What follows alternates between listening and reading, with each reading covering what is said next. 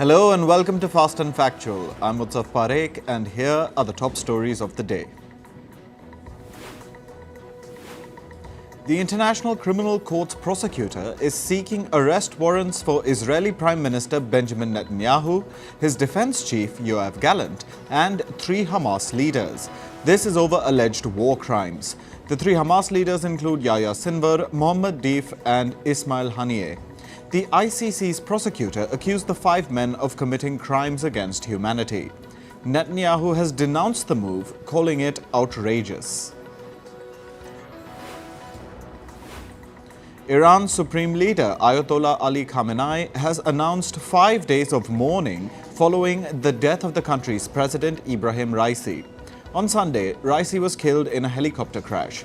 Khamenei said he offered his condolences to the people of Iran. Meanwhile, reports say that elections will be held on June 28th to choose a new president. Australia and New Zealand have begun evacuating their nationals from New Caledonia. Government planes arrived in the French Pacific Island territory this morning to airlift the citizens of Australia and New Zealand. The evacuation comes amid a week of deadly riots in New Caledonia. The violence erupted last week after France tried to change voting laws in the territory. In the UK, an inquiry has accused authorities of hiding a massive blood scandal for decades. Officials have been accused of knowingly exposing patients to contaminated blood. More than 30,000 people were infected with viruses such as HIV and hepatitis because of the contamination. British Prime Minister Rishi Sunak apologized for the failure of successive governments, calling it a decades-long moral failure. Luis Abinader, the president-elect of the Dominican Republic, will propose fiscal reforms for the country. Abinader said the reforms would include tweaks to taxation and public spending. He said that the changes would aim to protect the nation's most vulnerable section of people.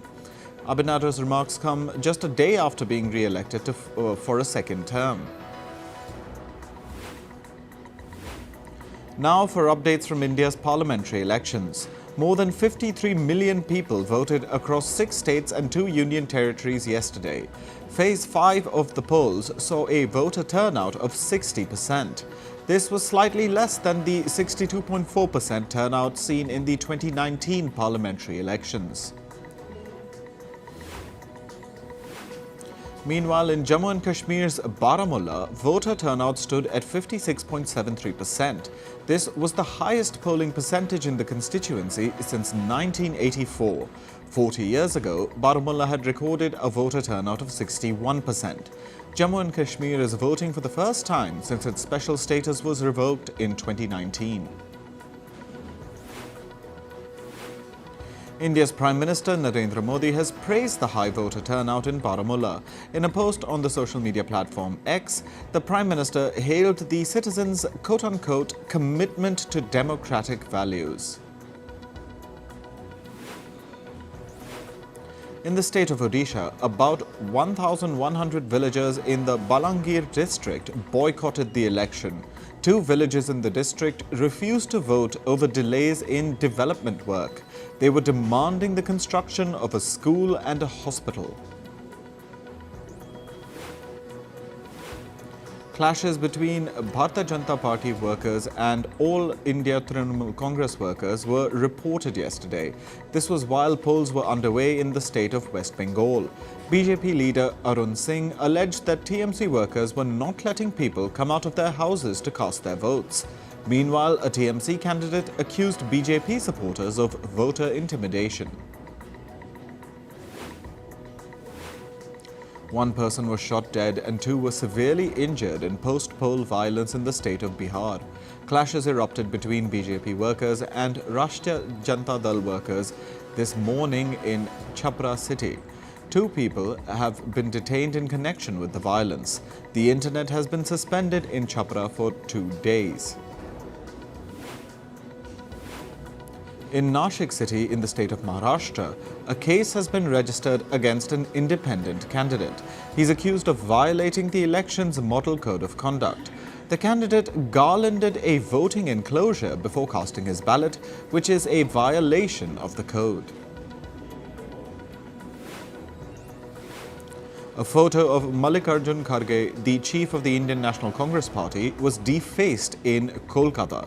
Ink was smeared on his photo, which adorned banners outside the West Bengal Congress office. The party said it took serious note of what it called grave anti-party activities by a few of its workers and office bearers. The party has directed its unit in the state to submit a factual report regarding the incident. One of India's domestic law enforcement agencies, the Enforcement Directorate, has accused the Aam Aadmi Party of violating foreign exchange norms.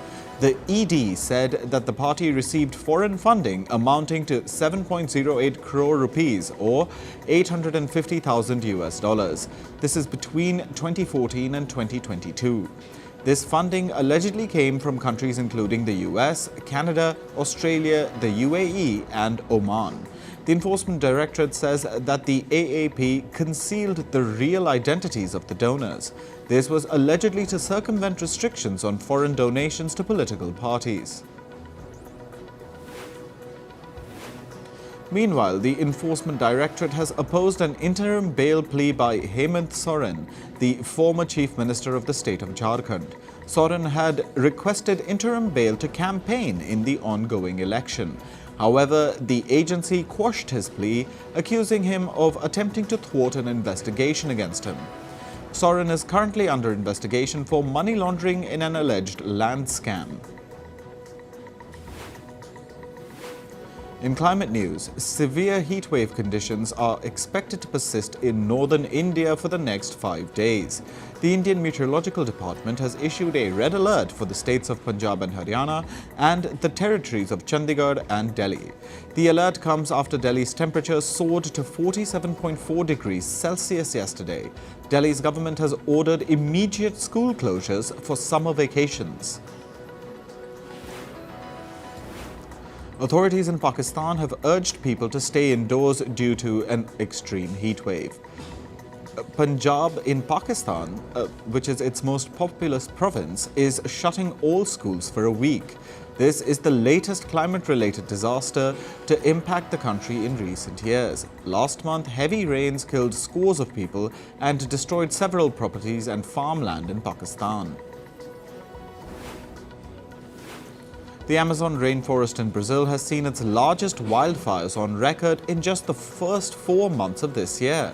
An environmental workers' union in the country has blamed this on lower government spending on firefighting efforts.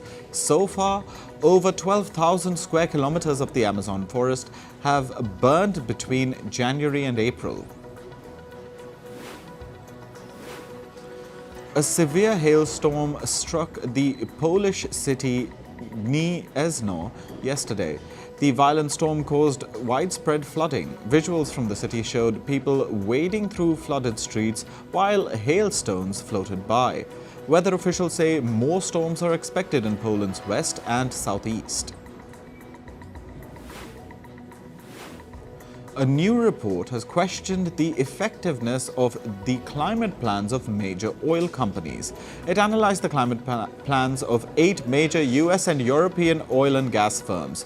This includes ExxonMobil, Equinor, and Chevron. It found that none of their plans align with the goal of limiting global warming to 1.5 degrees Celsius since pre-industrial levels. On to business and tech news. Microsoft has unveiled a new category of personal computers called Copilot Plus. These computers come with several artificial intelligence features. Microsoft claims that Copilot Plus is its most intelligent Windows computer.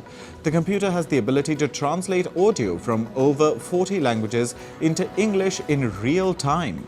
Microsoft has partnered up with computer manufacturers like Dell, Lenovo, and HP to launch these computers. Apple has launched another discount campaign in China. The firm is offering over $300 in discounts on select iPhone models. The discount is being offered on the Chinese e-commerce site Tmall. This comes as Apple faces tough competition in China from domestic rivals like Huawei. Google has announced a $1.1 billion investment plan in Finland. The investment will be used to expand Google's data center campus in the country. The firm is expected to hire up to 500 new workers in Finland. The move aims to push Google's artificial intelligence business in Europe. Belgium's chip research firm IMEC has received a $2.7 billion grant from the European Union. The grant will help the research firm develop and test the next generation of computer chips. It's part of the EU's incentive policy for the chip sector, which was announced last year. As part of the grant, IMEC will provide European chip firms access to its advanced manufacturing technology. A U.S. stock market index, the NASDAQ Composite, hit a record high yesterday. NASDAQ rose by over 0.5% to touch the 16,700 mark for the first time. The shares of chip firms like Nvidia and Micron Technology helped drive the market index. Nvidia's share price surged ahead of its quarterly earnings report. A U.S. Senate probe has found that automakers BMW, Jaguar, Land Rover and Volkswagen bought car parts from a banned Chinese supplier. These automakers used parts manufactured by China's Sichuan Jingweida Technology Group in their cars. Sichuan Jingweida has been banned in the U.S. for allegedly using forced labor. A U.S. auto safety regulator has opened a probe against Vietnam's electric car maker VinFast. It's related to a crash that killed 4 people last month. Back then, the police said the driver likely lost control of the car and collided with a large tree. However, now the auto regulator has received a complaint. It claims that the car's steering may have had an issue which led to the accident.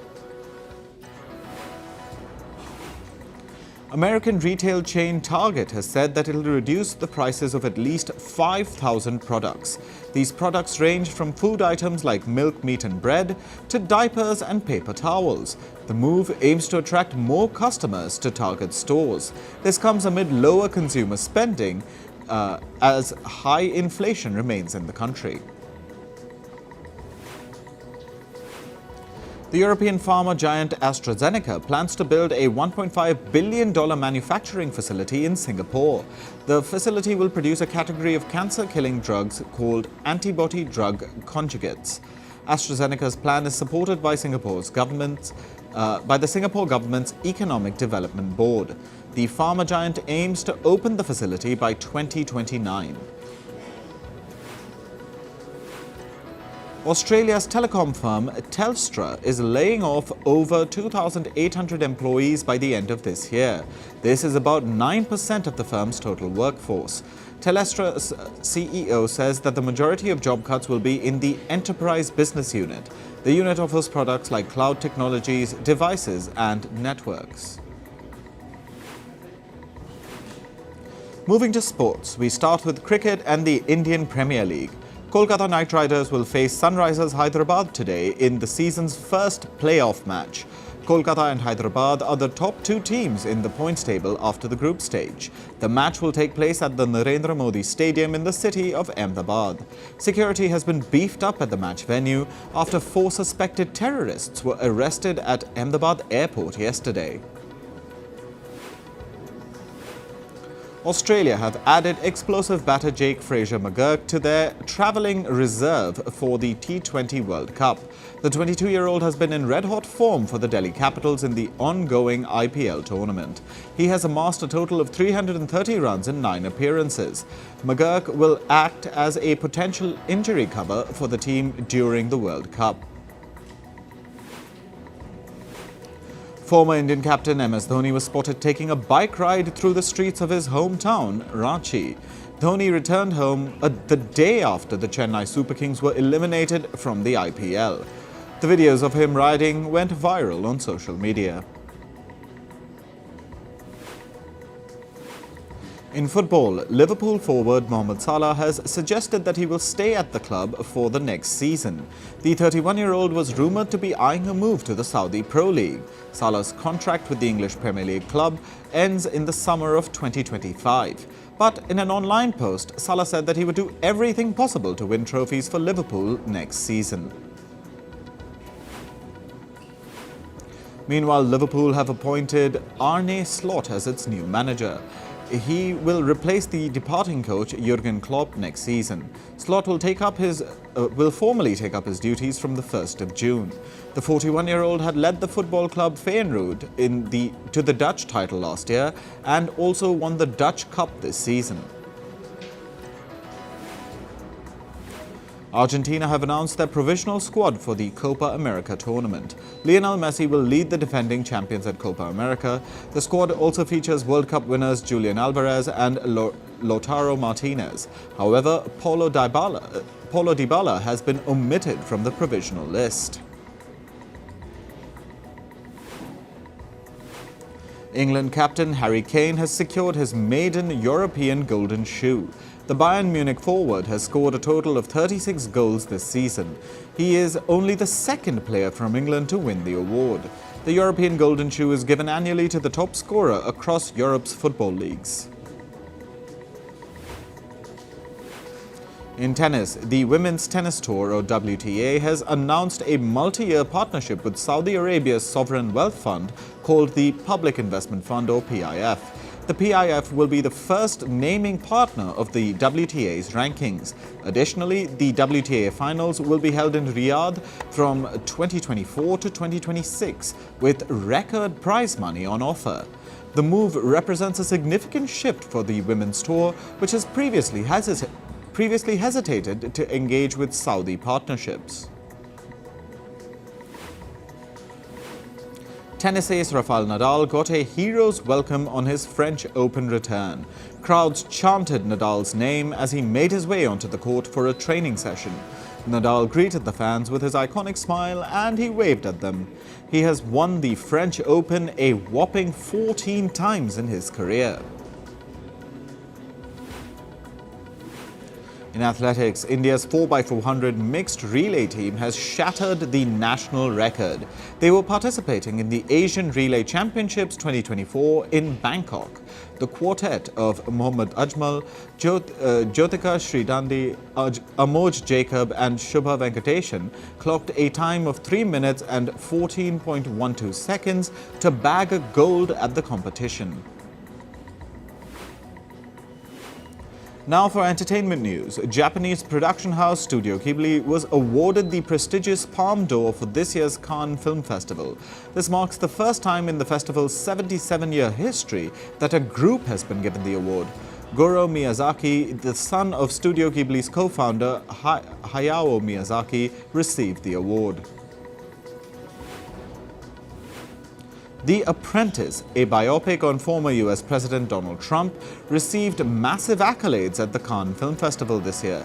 It earned an 8-minute standing ovation during its premiere. The movie has been directed by Iranian-Danish filmmaker Ali Abbasi and stars Sebastian Stan as Trump. Meanwhile, ahead of the premiere of The Apprentice at Cannes, a camera operator was seen donning a blonde wig and face makeup to impersonate Donald Trump.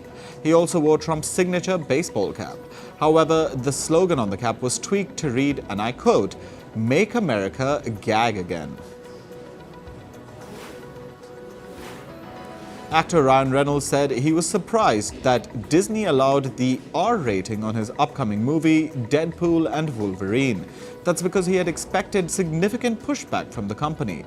The film will be Marvel's first R-rated movie. An R-rating means that people under 17 will not be allowed to watch the movie without parental supervision. Superman, the Christopher Reeve story, will get a special theatrical release. DC Studios and Fathom Events are partnering to release the movie in US theaters this September. Plans for the film's international rollout are yet to be announced. The trailer for Dakota Johnson's upcoming movie, Am I OK?, has been released. The movie is set to launch on Max streaming service on June 6th. In the movie, Johnson's character will be seen exploring a lesbian relationship and figuring out her sexual orientation. It's the beginning of the end of American drama series Yellowstone. Production has now begun on the second half of its 5th season. The second half will consist of 6 final episodes. It is slated to debut in November this year. Courteney Cox shared her bond with her late Friends co-star Matthew Perry. In an interview, Cox said that she has retained a connection with Perry's spirit. She said, and I quote, "He visits me a lot if we believe in that." Jennifer Lopez attended a premiere for her upcoming movie, Atlas. The actress-singer was seen walking the red carpet solo. This comes amid reports of marriage tensions with spouse Ben Affleck. Affleck and Lopez married in 2022, but reports say they are currently living separately in Los Angeles. Actor Scarlett Johansson has accused ChatGPT maker OpenAI of using her voice without her consent. She said that one of the AI voices used by the firm sounds eerily similar to her own. The actor said the firm had earlier asked her to lend her voice to the system, however she had declined the offer. Johansson has sent 2 legal notices to the firm over the latest issue. That's all for this episode of Fast and Factual. Thank you for watching. Stay tuned to Firstpost.